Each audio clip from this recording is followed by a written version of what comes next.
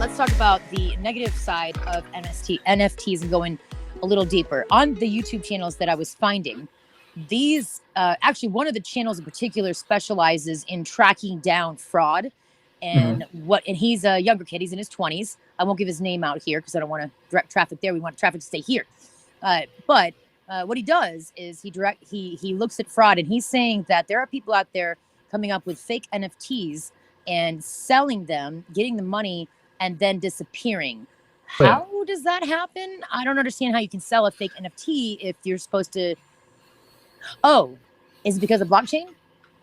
Because people aren't doing the research. And they aren't being tracked on the blockchain. These fake NFTs are probably not on the blockchain at all. They're probably not even real. This goes back. This has been happening forever. Best example I can think of is snake oil salesman back in the 1800s, early 1900s. People were in pain.